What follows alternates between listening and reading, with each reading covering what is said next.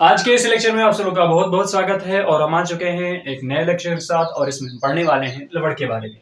तो हमने पिछले लेक्चर में पढ़ रखा है कि अम्ल और क्षार किसे कहते हैं और इस लेक्चर में हम पढ़ने वाले हैं लवण के बारे में।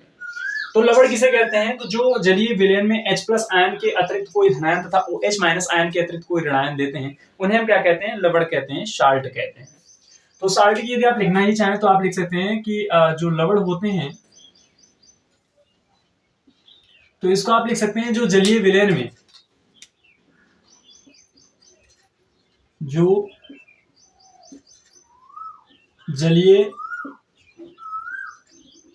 में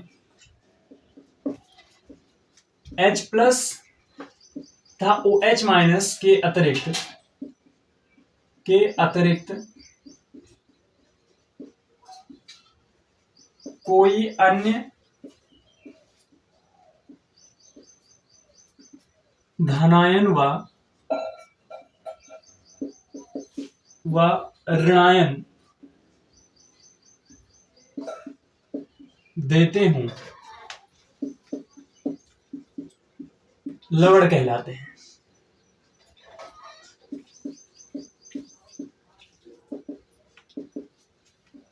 अब इसमें अगर फॉर एग्जांपल आप देखना चाहें तो आप सिंपल तरीके से समझ सकते हैं कि मतलब वो H+ आयन नहीं देगा और वो OH- आयन नहीं देगा। H+ के अतिरिक्त कोई वो धनायन अन्य धनायन दे देगा, जैसे ये Na+ दे सकता है, Mg2+ दे सकता है, K+ दे सकता है, लेकिन वो कोई भी कभी भी H+ नहीं देगा। वो OH- नहीं देगा, उसके अतिरिक्त कोई और भी दे सकता है, Cl- दे सकता है, I- दे सकता है, Br- दे सकता है, लेकिन वो OH- नहीं देगा।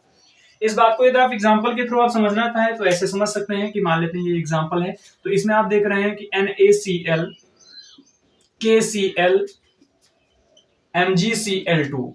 अब इसमें आप देख रहे हैं इसको आप ब्रेक डाउन करेंगे तो NaCl किसी भी कंडीशन में Na+ और OH- ये Na+ और Cl- बना रहा है, ये K+ और Cl- बना रहा है, ये बना रहा है Mg+2 और Cl-1 बना रहा है। अब ये सभी के सभी क्या है, इसमें ये आयन दे रहे हैं, लेकिन इसमें भी H+ आयन नहीं है, इसमें भी H+ आयन नहीं है, इसमें भी H+ आयन नहीं है, जबकि उसके जगह पर Na+, K+, Mg2+ है। इसमें हम देखें OH- होगा तो क्षार हो जाएगा, तो इसमें भी OH- नहीं है, इसमें भी OH- नहीं है, बल्कि Cl- है, इसमें भी OH- नहीं है। तो इस प्रकार से हम कह सकते हैं ये जो एग्जाम्पल आपको दिए हैं ये सभी किसके एग्जाम्पल है? ये सभी आपके साल्ट के एग्जाम्पल हैं। तो ये इस बात को हमने देखा है। अब एक एक करके हम इस जो भी हाई स्कूल बोर्ड एग्जाम में हमारे जो भी साल्ट या जो भी लवण आते हैं उनको एक एक करके हम पढ़ लेते हैं। तो पहले आप क्या करेंगे कि इसको आप पहले एक एक करेंगे, इसमें पढ़ेंगे। तो हम इसको इरेज कर देते हैं। आपने इसको लिख लिया होगा, लिख लीजिए पॉज करके। अब हम पढ़ेंगे कास्टिक सोडा के बारे में। कास्टिक सोडा क्या चीज होता है? तो कास्टिक सोडा को हम बेसिकली NaOH कहते हैं।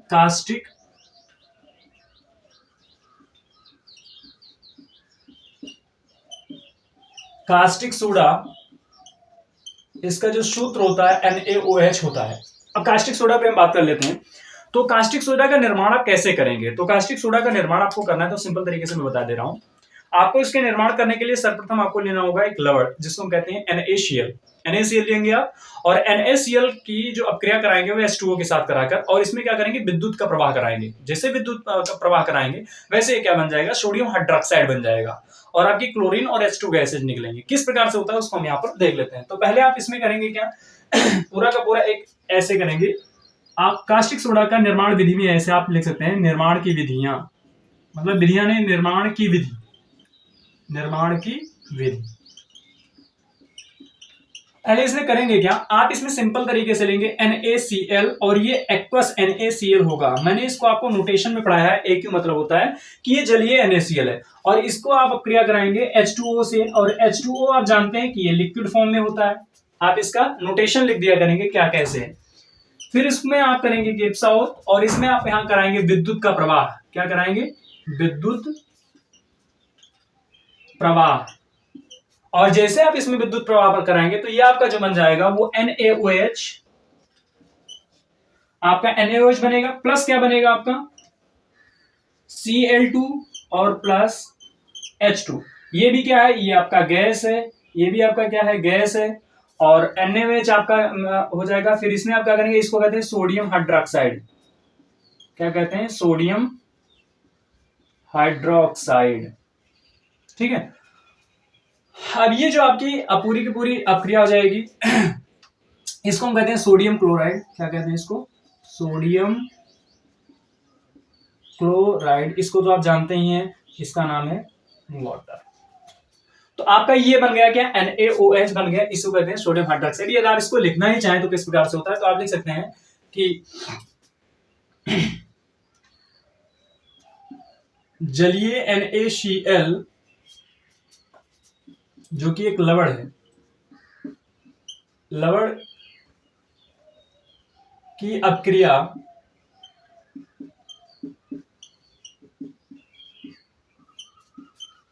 H2O के साथ विद्युत प्रवाह कराने पर, विद्युत प्रवाह कराने पर NaOH तथा Cl2 व H2 गैस निर्मुक्त होती है या निर्माण होती है, निर्मुक्त होती है। तो ये हमने इसमें, आप इसको चाहें तो आप इसको इस प्रकार से डेफिनेशन भी ले सकते हैं।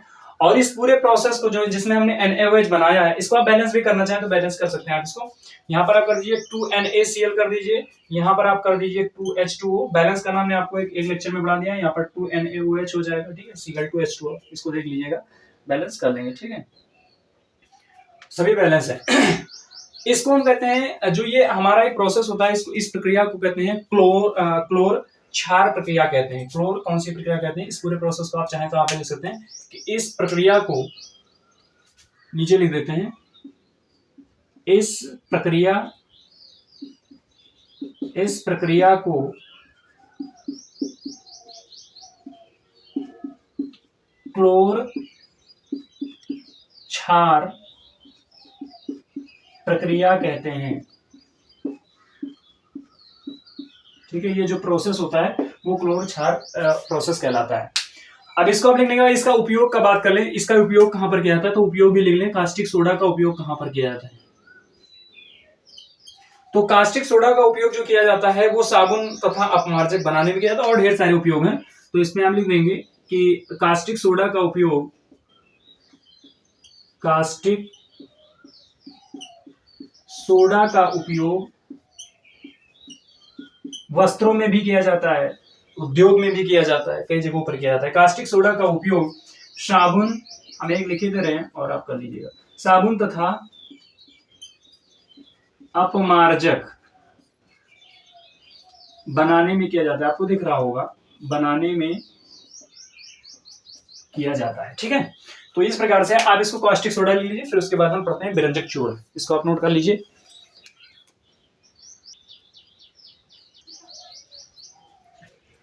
चलिए, अब हम बात करेंगे विरंजक चूर्ण के बारे में जो कि आपके बोर्ड एग्जाम के पॉइंट ऑफ व्यू से बहुत ही इंपॉर्टेंट है। ये कई बार आ चुका है, तो इसको हम ध्यान से देखेंगे। निर्माण की विधियां कैसे बनता है, उपयोग क्या सारी चीजें हैं, एक एक करके इसमें देखते हैं। तो विरंजक चूर्ण को हम सिंपल तरीके से पहले कुछ लिख लेते हैं, इसके बारे में डाटा लिख देते हैं।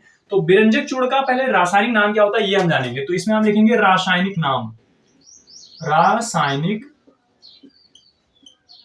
नाम। विरंजक चूर्ण को हम रासायनिक नाम क्या कहते हैं, इसका केमिकल नेम क्या होता है, तो इसको कहते हैं calcium chloro hypochlorite. Calcium chloro hypochlorite.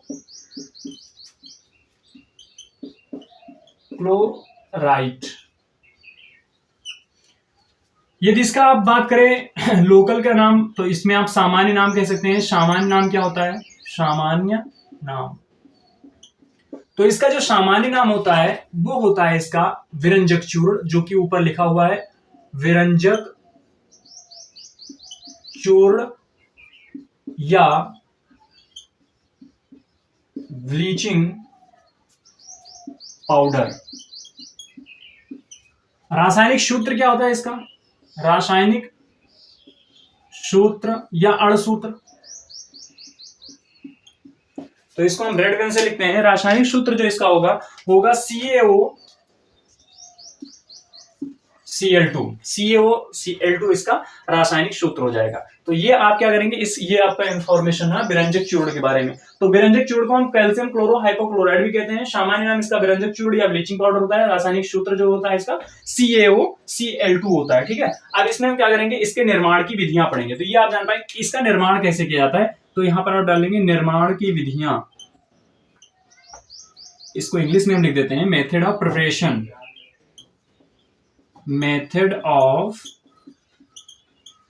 Preparation, ठीक है। ये कैसे होता है, तो सिंपल तरीके से आपको इसमें कुछ भी नहीं करना है। विरंजक चूर्ण को बनाने के लिए आप क्या करेंगे, पहले कैल्शियम हाइड्रोक्साइड लेंगे। कैल्शियम हाइड्रोक्साइड का फार्मूला क्या होगा, COH का होल ट्वाइस होगा। और फिर इसमें क्या करेंगे, क्लोरीन को प्रवाहित करा देंगे, आपका ये बन जाएगा। तो सिंपल तरीके से इसको हम देख लेते हैं। CaOH का होल ट्वाइस, और यहां पर आप लेंगे क्लोरीन और इसका आप प्रवाहित कराएंगे। तो ये आपका जो बनेगा वो CaOCl2 प्लस H2O, ये आपका क्या होगा, बन जाएगा। इसी को हम कहते हैं विरंजक चूर्ण। ये क्या है आपका विरंजक चूर्ण, यही है आपका विरंजक चूर्ण। तो आपको बोर्ड एग्जाम में ऐसे लिख देना, सीधे सीधे चीजें इसमें आपको करना है। किस प्रकार से कि कैसे रिएक्शन हुआ, सारी चीजों पर ध्यान देंगे तो आपके लिए लंबी हो जाएगा। तो आपको क्या करना है, वन लाइनर होता है, सीधे फॉरवर्ड क्वेश्चंस होते हैं। आपको बोर्ड एग्जाम में सीधे लिख देना होगा, आपको इसमें नंबर मिल जाएंगे। तो COH का फुल ट्वाइस लेंगे और इसमें क्लोरीन लेंगे और आप इसके कीप सॉल्व करेंगे तो CaOCl2 प्लस H2 आपका बनेगा। इसको कहते हैं प्रिपरेशन का मेथड कहते हैं। ये क्या है, कैल्शियम हाइड्रोक्साइड। ये क्या है, कैल्शियम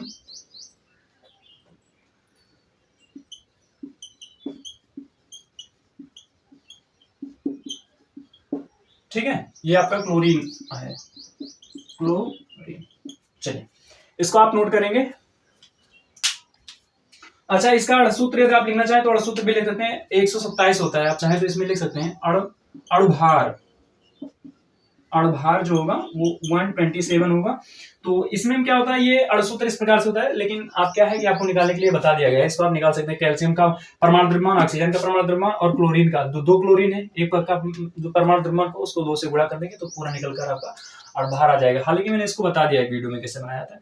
तो मेथड ऑफ प्रिपरेशन में इसको आप नोट कर लीजिए, फिर इसके उपयोग पर बात करते हैं। चलिए रासायनिक गुण देख लेते हैं थोड़ा। रासायनिक गुण में इसको यदि हीट कर देते हैं हम, यदि ब्लीचिंग पाउडर को हीट करते हैं तो क्या प्रभाव पड़ेगा, तो गर्म करने पर क्या होगा। तो इसमें आप यहाँ पर थोड़ा सा देख लेते हैं रासायनिक गुण।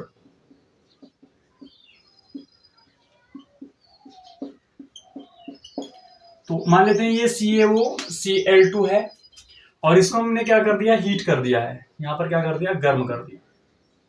तो गर्म करेंगे तो सिंपल तरीके से इसमें टूट जाएगा, वही आपका जो होगा फॉर्म बन जाएगा CaOH का होल ट्वाइस और प्लस क्लोरीन आपका निर्मुक्त हो जाएगा। ये आपका रहा रासायनिक गुण में। आप ये लिख सकते हैं कि हीट करने पर, गर्म करने पर ना, पहला स्टेप इसमें हो जाएगा गर्म करने पर, गर्म करने पर, ठीक है। अब इसमें हम उपयोग की बात कर लेते हैं। तो क्या क्या उपयोग होते हैं, यूजेस।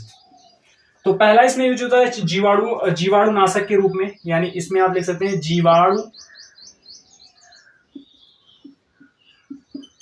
नाशक के रूप में, नाशक के रूप में, जल के शुद्धिकरण में। ब्लीचिंग पाउडर का उपयोग जल के शुद्धिकरण में किया जाता है, जल के शुद्धिकरण में। और आप देखते हैं चीनी इतनी सफेद आती है ना, तो चीनी के उपयोग में किया जाता है, चीनी को सफेद करने में, चीनी को सफेद करने में, ठीक है।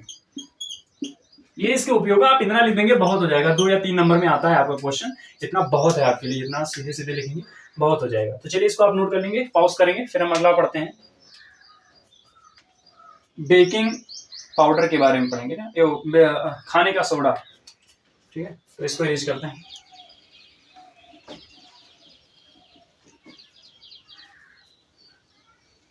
बेकिंग या खाने का सोडा इसमें डालेंगे, बेकिंग या खाने का सोडा, ठीक है। बेकिंग या खाने का सोडा ये हमारा तीसरा नंबर पे है, ठीक है, दो पढ़ चुके हैं तो ये तीसरे नंबर पे। तो बेकिंग या खाने का सोडा, अभी इसमें एक एक करके इसका जो सूत्र होता है वो NaHCO3 होता है। क्या होता है? NaHCO3 होता है, ठीक। अब इसमें हम एक एक करके इसमें निर्माण, सामान्य नाम, सारी चीजें इसको हम एक एक करके पढ़ लेते हैं। तो इसमें पहले क्या होगा? केमिकल नेम क्या होगा? केमिकल नेम, जिसको हम कहते हैं रासायनिक नाम। रासायनिक नाम, रासायनिक नाम इसका क्या होता है? सोडियम बाइकार्बोनेट हो जाएगा। क्या हो जाएगा इसका नाम? सोडियम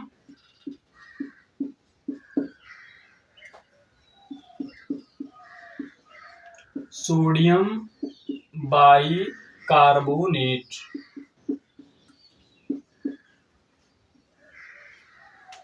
अच्छा, इसका भी आप सामान्य नाम क्या हो जाएगा? सामान्य नाम,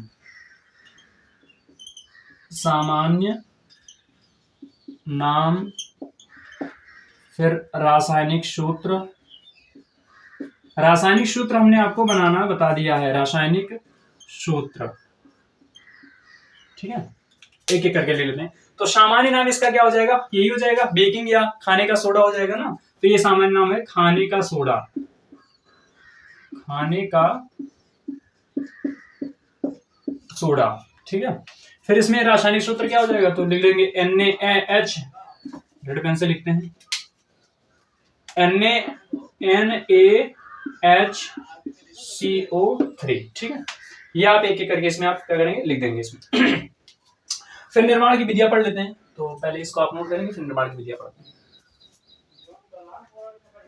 चलिए निर्माण की विधियां देख लेते हैं। निर्माण की विधियां,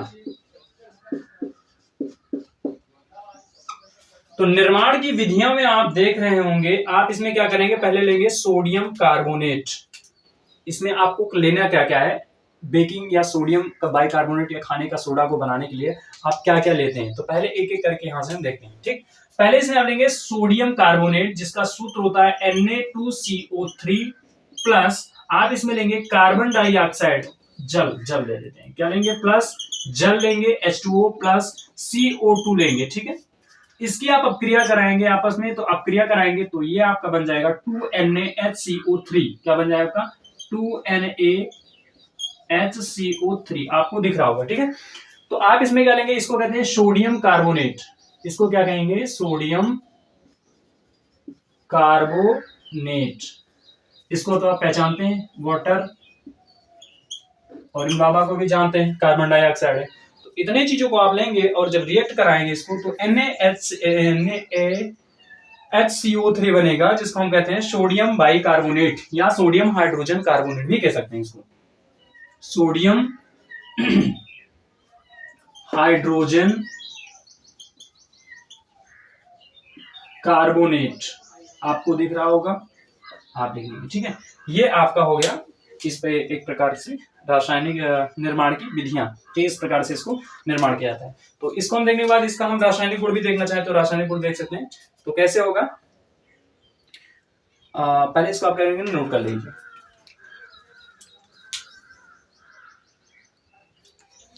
चलिए इसमें देख लेते हैं। आप बेकिंग सोडा जो NaHCO3 है, उसमें रासायनिक गुण में एक गुण देख लेते हैं कि जल अपघटन कराते हैं तो क्या होगा। यदि आप इसका जल अपघटन कराते हैं, जैसे मान लेते हैं NaHCO3 है, और इसका आप क्या कराएंगे? जल अपघटन कराएंगे तो H2O लेंगे, और जल अपघटन कराने पर ये आप जानते हैं कि दोनों तरफ हो सकता है, उत्क्रमणीय अपक्रिया है। तो NaHCO3 सोडियम बाइकार्बोनेट, इसको हम क्या कहते हैं? सोडियम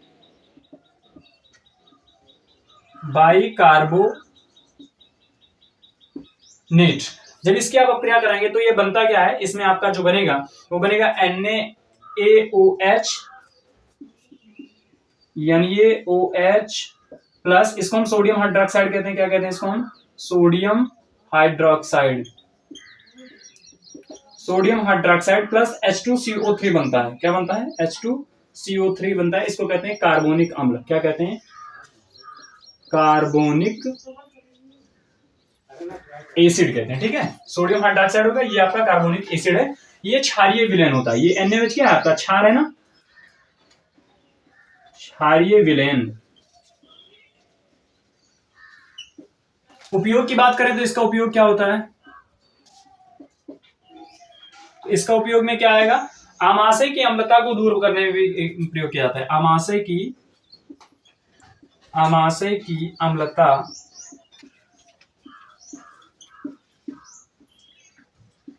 को दूर करने में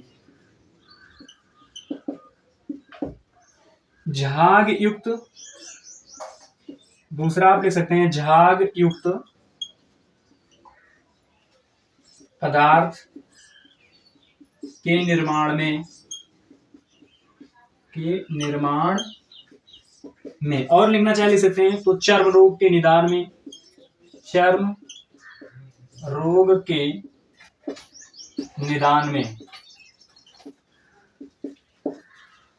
इस प्रकार से इसका ये उपयोग हो जाता है, इतना इसमें उपयोग होता है आपका।